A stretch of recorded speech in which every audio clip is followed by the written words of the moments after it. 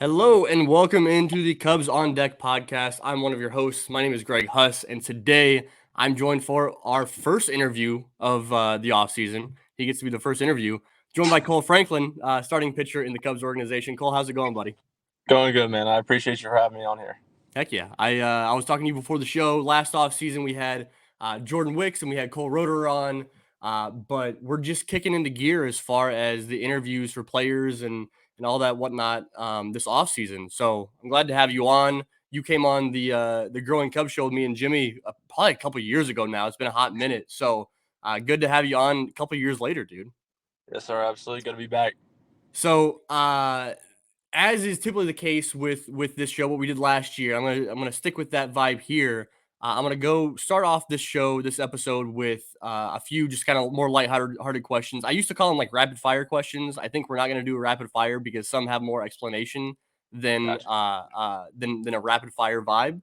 But I'll start off with a few of these. I guess I'll lead off, Cole, with the most important question is, where do you keep your 3 championship rings? Because you have been in the system and you brought home 3 championships, right? 2 with South Bend and 1 with Double A Tennessee this year. You just got a heavy hand with all those rings, dude. Yes, yeah. I keep them in my bedroom at my parents' house back in Oklahoma. Nice, So nice. yeah. Would you break them out for anything in particular? No, I really don't wear them in public. I'm kind of waiting for a World Series ring before I I wear any rings in public. I was talking with BK with Brendan King, and he was talking about his championship ring for South Bend and how he's got to break it out on special occasions to really show it off to some people to brag a little bit. Yeah, I actually saw him wearing it at the Club 400 Christmas party when I saw him out there. I saw him with it, and I was like, "Oh, come on, man! He's got to Yeah, show it off, break it man. out." Yeah, has to. Would you expect anything else from BK? No, absolutely not. I love that dude though. All right. Who is your favorite catcher to throw to? Oof, man. I like the way Casey Opus calls a baseball game. Dude, I that's what really like Jordan that. said too. Yeah, I love the way he calls the game, and I mean Pablo is very good too. It's just like I Casey's been That's very Casey's good. thing. Yeah, That's what he's about. yeah, absolutely. Yeah. Do you have a strange autograph seeker story? Is there been any weird circumstance where someone's asked for your autograph?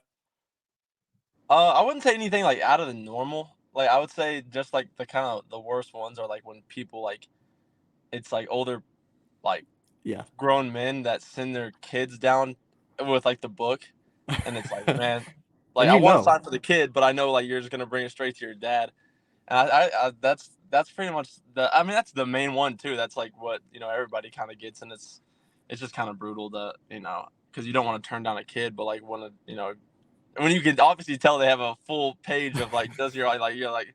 Dude, like I know what you're doing with these. You know damn well where that's going afterwards. Yeah. Exactly. All right. Exactly. I think I asked you this last time you came on the show, and I don't remember who you said at the time. Biggest trash talker. Who's the biggest trash talker in the organization that you've come across? Biggest trash talker. Dude, are we talking like to teammates or to the other team, like or I don't know. Whichever one you want to go with. I would say biggest trash talker to teammates. Oh, Opitz is up there too for that one. I would say Opitz is probably one of the biggest trash talkers to teammates for sure. Dude, I think Jordan said the same thing about him too on that, on Dude, that one. he's He's so riding a funny. sweep there. Dude, he's so funny though. He's um, hilarious. so you mentioned before we came on and started recording. I got to ask you how the golf game's going. That's always a point of emphasis with you, right? Making sure the golf Yeah, game is going well. yeah. It's going. I mean, there's very my game's very 180. Like one day I'll be awful, next day I'll be good, and I just have to be better than Brennan, and that's all I really care about right now, just Brennan and Jensen. So we haven't played out in Arizona yet, but I gotta keep grinding, Joe, waiting for the call. As long as you're beating them, it's the rivalry, right? It's the rivalry. Exactly, exactly. How you feeling about your Chiefs right now? Dude, they scared me. That I thought the game that that game should not have been a close game, nor should they have even in a million years lost that game. So I don't know. It just hasn't looked like the same team, especially from last year. So I don't know. I have my doubts about them, but I mean that's my Need team. some So wide I can't. receiver. I'm sorry. Need some wide receiver help. Yeah, I mean, when you don't like, there's no like star wide receivers. You know what I'm Yeah. saying? Basically, the only person he's got to throw to is Kelsey, and then it's just I don't know, man. I don't know. It's not We the got a Super seasons of Bowl. We got a past. Super Bowl last year. I'm not too worried about him. So You went to the Super Bowl, right? You were there. yes, yeah. I was there. Yeah, That's that not was a too bad. blast. Yeah, Yeah. it was insane. So I mentioned talking with Jordan Wicks. He was talking when we had him on last offseason, how you started off doing pretty poorly at MLB The Show. You weren't the best MLB The Show player, but how you picked it up a little bit. Are you still getting better? Are you able to beat Jordan? What's the deal there? No. So what we do is we play online and it's duo. So it's like me and Jordan versus like two Okay. others. And at first I was awful. Honestly, I would tell you straight up, I was one of the worst MLB The Show players ever. And then yeah, just had to grind it out. Had to get better. Had to put the reps in. Got to carry the And team a little bit. I can actually play now and enjoy the game a little bit more. So yeah, he's got to go back on his word now. He can definitely vouch that I've gotten better. I love it. All right, last one I got for you. If you can take one pitch from another Cubs prospect and incorporate it into your arsenal, what would that pitch be?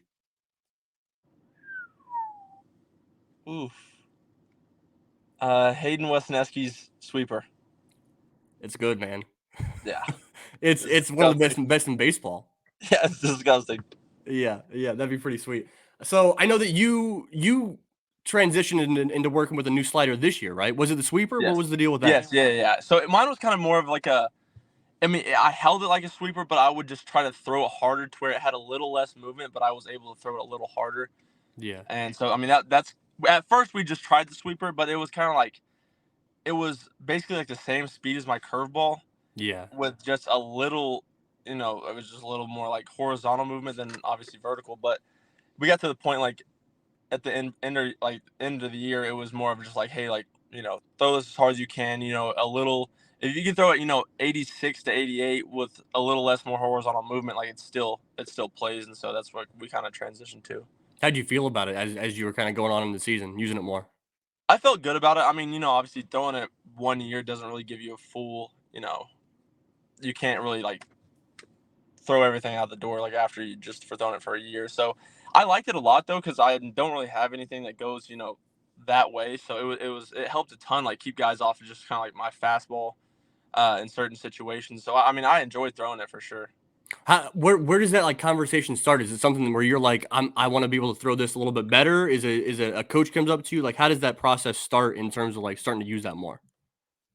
Yeah, I mean, just kind of conversations that they kind of hand you like, hey, we think this could benefit fit you, in these reasons, and then then it's kind of like on me to be like, all right, well, I respect that, and I'll try it out and see if I like it in bullpens and stuff. And then I kind of got to the points where I felt like I could throw it pretty consistently, for strikes. And I was like, I mean, obviously everybody needs that pitch where they can throw it's not a fastball for a strike. So that's why I enjoyed it.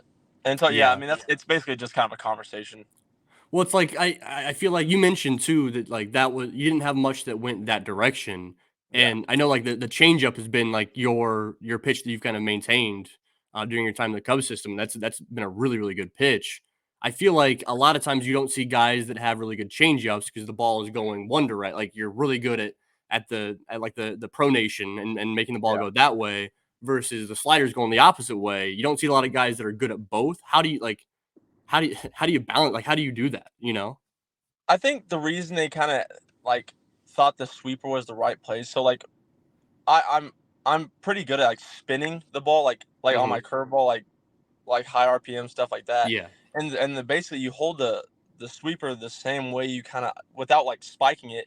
You hold the ball kind of the same way you would if you threw it like just a traditional curveball like on the seams, and you kind of throw it like a curveball. And so Yeah. I thought that's why that was probably the thought process going into it, as just kind of just throw it like a curveball, and then it kind of just does what it's supposed to do. Yeah. That makes sense. So I know that this year in the Double A Southern League, we saw like the tacky baseball was a thing, and so I'm sure like I'm curious to get your take on the ball in general and what that was like, and if you felt like it made a difference Yeah, I'll ask you that first, and I'll get into more specifics with the pitches. Dude, I hated it. Did I you? hated it. Well, when I first got up there, it was like the balls, they felt like velvet. Like it was super weird. They felt like they were like, scratched up all over the place. Okay. And like for fastball heavy guys, it's perfect. Like you 'Cause it get just a ton of rides. ride. Yeah. You get a ton of ride. But that was the thing. I was like, I'm not the most fastball heavy. I'm a huge like I rely so much on my changeup to where it was like I was throwing my changeup and my changeup was carrying like 15 inches, and I was like, dude, I mean, I don't know what else I'm supposed to do. And I was throwing my curveball 26 feet because it was just like everything was just so. It was hard to just get a feel for anything besides like a fastball, and it was like, all right, well, like, I mean, if a good hitter eliminates all the pitches and just sits fastball, it's not that hard to hit. Yeah. Well, yeah, that's a good point. I didn't think about it from that perspective. Well, especially, I mean, for you in the changeup, it's all about killing the spin on it. Like that's the whole Exactly. idea of the changeup. And with the tacky baseballs, the whole idea is to get more spin on the baseball. So that had to be tough. Yeah. I mean, spending the entire most of the year there doing that. Yeah. It killed. I mean, it killed sinkers. It killed changeups. I mean, I hated the whole thing about it. I hated that they even experimented like at the time because I mean, obviously as a minor league baseball player, like I want to do good. I want and then these things were like hindering a lot of the things that Hmm. I do best, and I hated everything about it. And so like when we had MLB officials come down, I want to say 2 weeks before All Star break, and they're like, "How are you guys liking the balls?" And I was like, "Hey, these things are Screw terrible." this. I was like, "These things are terrible." Did it make your slider feel a whole lot better though? It made it like it's like going from a minor league ball in high A to a big league tacky ball, and it was just like it was super inconsistent. Like Too much I going was on. like, it was just like it would be like too tacky sometimes, Yeah. and it would be like I'd get a way too good of a grip, and it would just be like just non-competitive all over the place, and I mean it did not help me at all. Yeah, well, so I guess honestly, I'll admit that I haven't looked into your numbers as far as like walk rates and stuff like that in the second half when they got rid of the tacky ball versus the first half. But I know like your walk rates were down in South or in Tennessee this year from where they typically stand. So I feel like was that something that just once they removed the tacky balls, you're like, now I know how to fill up the zone even more. Is that what the deal was? Yeah, I mean it was because I mean I've never thrown with a tacky ball in my life, Yeah, so it was like the first time doing something like and like the splits between like after All Star break when I got to start using the regular baseballs, it was like, and it's just like you once you like trust something, you have conviction in throwing it, and so it's like yeah. once I finally was able to like start throwing my changeup again, I was like able to throw it in like offensive counts for hitters, like I was able to throw 2-0, 3-1, Hmm. 3-2, so it's like, and you're getting swings and misses on those because I mean not many people can do that for a strike, and so it just kind of helped overall, I would say, and so I mean it benefited a lot like Yeah, after yeah. using those tacky balls. So I guess it was a weird year as far as the ball and figuring out what pitches you're throwing and stuff like that.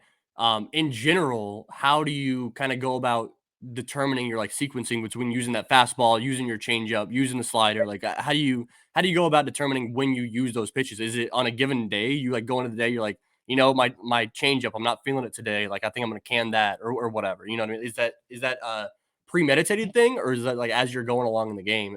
Pitch or at bat by at bat. I would definitely say it's as you're going along in the game. Like there's some days like where my slider would be garbage, but I was able to land my curveball, and then I was like, all right, well I'm gonna have to be curveball over slider today, and you kind of just feel it out, throughout the game. Especially like being a starting pitcher, you kind of thankfully get that luxury of if you don't have one pitch, you can figure it out the others.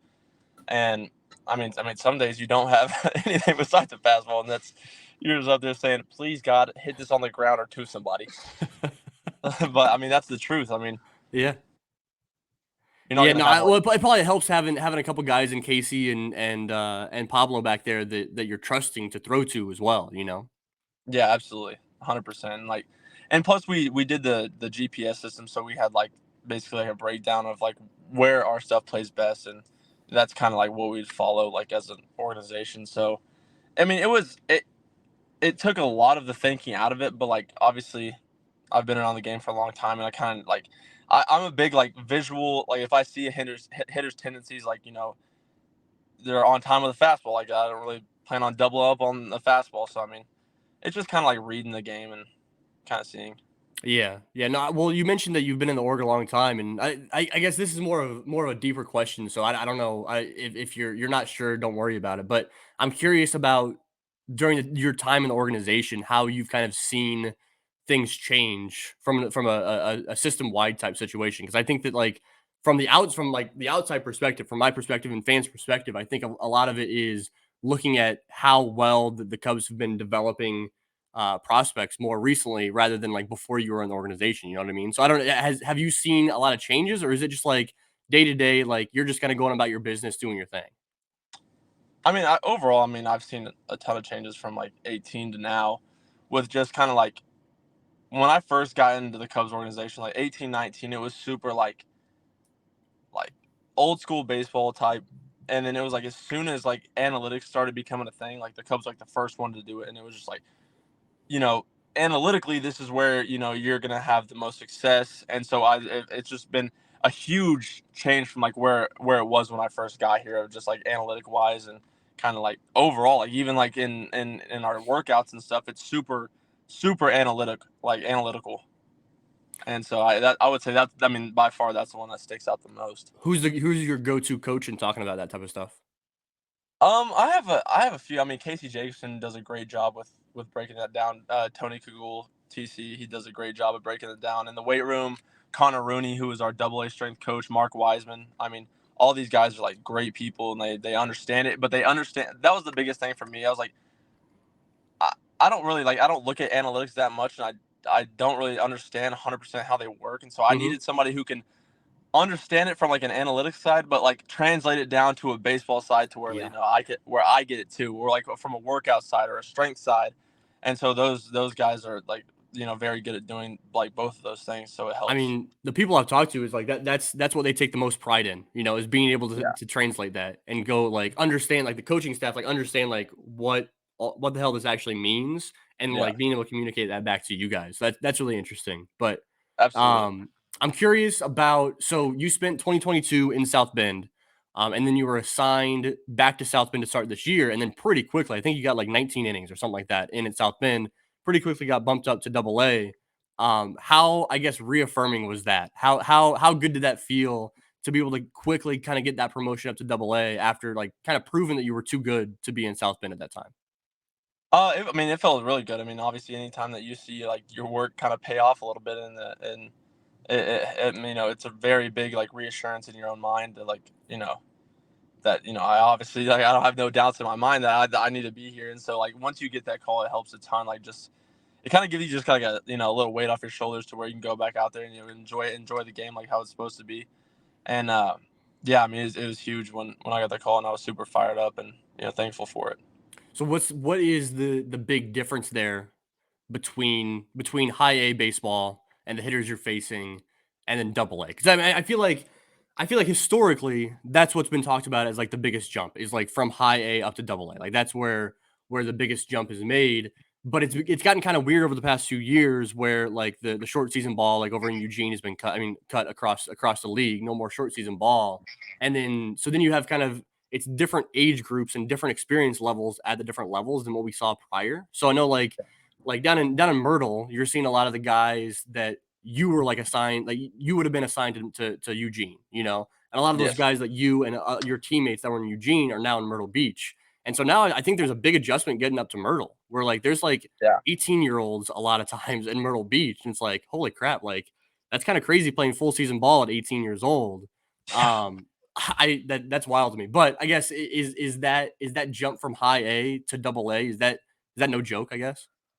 Yeah, it was definitely the biggest jump that I've seen so far in just like pro baseball. It's just the way like I don't know, it's the way like the mentality is like kind of like all right, this like you're either gonna succeed here and you're gonna go to the big leagues, or like this is kind of where a lot of guys kind of see the silver lining to where it's like you know and I thought the biggest thing was like just when I first got up there and had all the tacky balls and stuff, it was just like putting hitters away in Double A was so much harder than it was like in High A.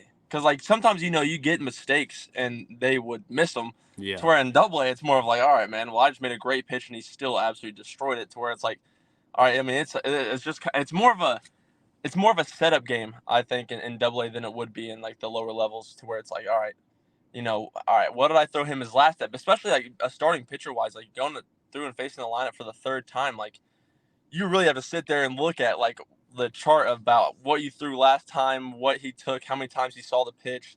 And I'd say it's more of just like a chess game in Double A than it is at the lower levels. So I mean, this is the $1 million question, I guess. So like, but is that like how does that put away? Like, how do you get better at that? Is that just getting more chase out of the zone on 2 strikes? Is that prepping the hitter in previous at bats, like you just mentioned, and like he's looking for a certain thing, and then you go the different direction? It might be he's looking for that slider or curveball out of the zone, but then you're riding up a fastball up, and like how I like I said, it's the $1 million question. It's what every pitcher in the world is trying to figure out. But like, how do you go Yeah. about doing that? How do you get more punch outs with 2 strikes? I think it's all about setting the hitter up.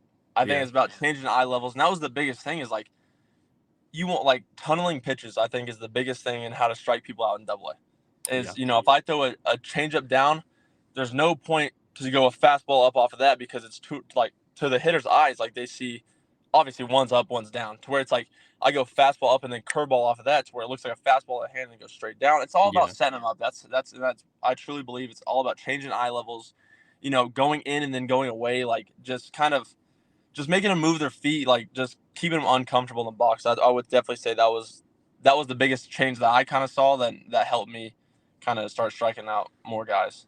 I mean, you got someone in the organization who is arguably the best at doing that in all of baseball, and Justin Steele. I mean, like Yeah, that's his thing is like changing those eye levels. It's making the fastball and slider be more or less like Justin just uses fastball slider at the big league level, yeah, which is yeah. I which is know. wild. And like he can tunnel those 2 pitches where like the ball is damn near halfway to the plate, and the batter doesn't know if it's a fastball or slider. That's crazy to me. Exactly, 100%.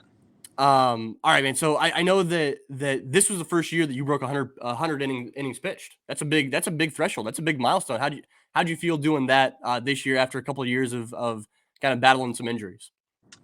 Dude, it felt great, and I was kind of like almost like thinking about it in my head, like, all right, man, I know it's like, oh, I'm almost to 100 innings. Like, at some point, I'm gonna hit a wall to where I start feeling like garbage. And I was like, I kind of went through the 105 innings, and I was like, dude, I feel unbelievable. Like, I still feel really good, and it was just super relieving to feel that. Obviously after the past couple of years with injuries and just like kind of like the whole rehab process, and it was very relieving to kind of be able to do that and kind of you know take the take the stroller the training wheels off, and so it felt really good, and like I was very excited to pass that mark, and so looking forward to it, like continue to keep building. I was gonna say that's gotta make you feel good going into next year. Where like this year, you like you said, you were thinking about it. You're like, let me get to 100. Let me get to Yeah, 100. Versus exactly. next year, it's like you already did it. Like been there, done Yeah, that. Let's just roll now. Like that, it's gotta feel good going into next year with that mindset. absolutely, absolutely.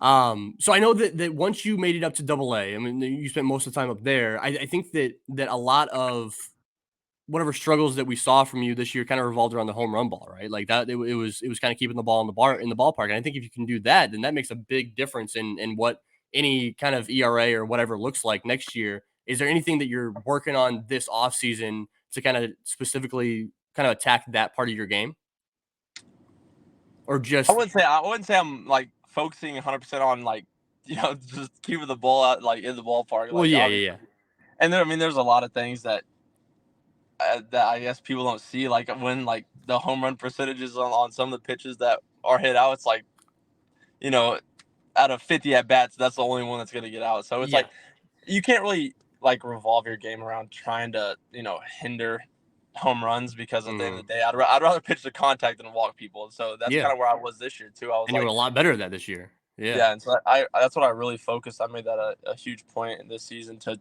really be like, all right, I want to make them earn their way on. I can't just give out free passes the whole time, and so I mean, like I said, that's what I try to focus on is kind of just pitching to contact and trying to get through as many innings with the least amount of pitches as I can, and I mean, home runs are gonna happen. So I was like, Yeah, exactly. Well, it's interesting. I mean, you mentioned like the keeping the ball in the zone more. Like I said, you did that significantly more in Double A than you did in your like I guess short time in South Bend, and just more this year in general. Which is like I don't know. Is that's another like kind of $1 million question, right? Where it's like how do you keep the ball in the zone more? Is it keeping the ball in the zone more, or is it just like throwing more strikes because you're getting some more chases? Like how does that?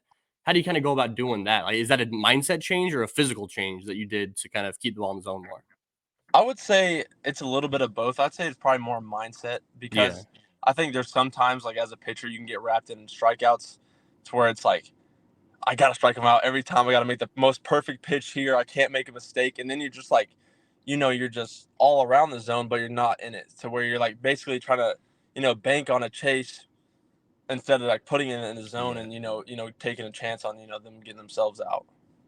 Yeah, that's a good point. I'm curious. Is there anything just in general that you're kind of putting more focus on this offseason as you're leading into the 2024 season? I would say putting myself in the most athletic arm slot has kind of been the biggest focus for me. Like now that I'm just now starting to play catch again, and it's like just being the like most athletic, like most fluid on the mound that I can be, and that's kind of like what's my what my task is this off season for me is just kind of staying comfortable, staying loose, and kind of letting everything work. I mean, pitchers are athletes too, right? So Try to be, try to be as much as we can. hey, there's a DH, so you don't have to worry about hitting anymore, and you're all good as far as that's concerned. Yeah, thank God. I see Well, some of these dudes, and I'm like, there's no way I'll put a bat in my hand and get in that box against this guy.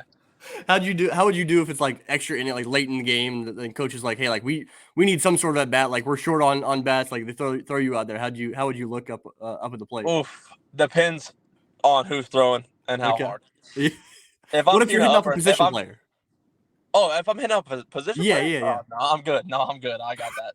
I got that in the bag.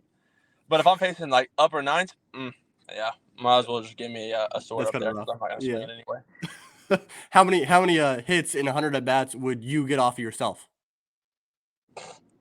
Ah, I don't know. Not With some much, of the right? luck I had last year, probably 12. I'm going 12. I'll probably bleed one through the infield or something, break my bat, Yep. maybe lay down a bunt, maybe hit a bag or something. Several broken bat singles. Yeah, yeah. A couple bloopers. Where Yeah, you're no, feeling I real like my good chances and against myself a lot. all right, man. So I always like to, I always like to give it some time at the end here for you to hype up some of your teammates. Who are some of the guys that I should be talking about more? Um, let me see. Let me think about it real quick. Got to think about my teammates. Um, Cohen Moreno, Yep. my roommate. Yep. He's the man. Dude, he He had works. I gave him on this show. I gave him the bounce back award because I mean Dude, he looked good this year. He looked real good yeah, this year.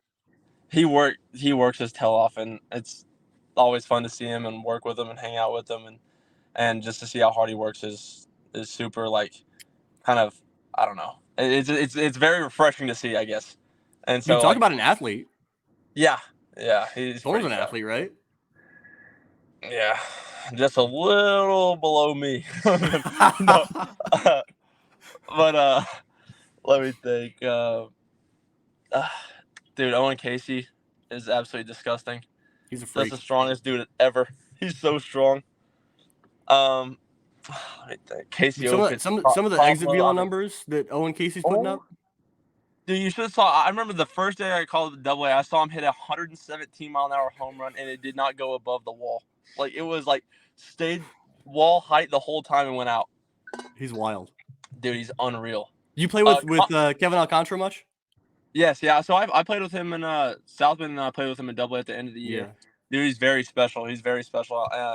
And you can just kind of tell in some of his ABs he's just younger. But once he starts figuring it out, and like obviously he's figured it out, but like kind of continues to grow in that, Mm-hmm. he's an unbelievable athlete too. I mean, dude. I mean, Connor Noland, Brandon Birdsell, Cade Horton. I mean, dude, all these dudes are unbelievable player. But obviously PCA. I mean, uh, I'm looking forward to see what Brennan can do when he comes back and he's healthy. And I'm really looking forward to see how he does, and always rooting for those guys. So no, it's just a bunch of dudes that I love to play with and love to watch play, and so it's been an honor to be able to do it for a good amount of time, and looking forward to kind of see what the future holds for everybody. Yeah, yeah. Well, Cole, I appreciate you coming on the show. You've, I guess you're now I think third guest we've had on, or third player guest we've had on. But like I said, we'll get some more of your teammates on this off season. But thanks as always for coming on. Thanks for chatting. You're always the best for keeping up with us prospect writers and stuff that are kind of annoying sometimes. So I appreciate it. No, you're good. I appreciate you. Thank you for having me on, my man. All right.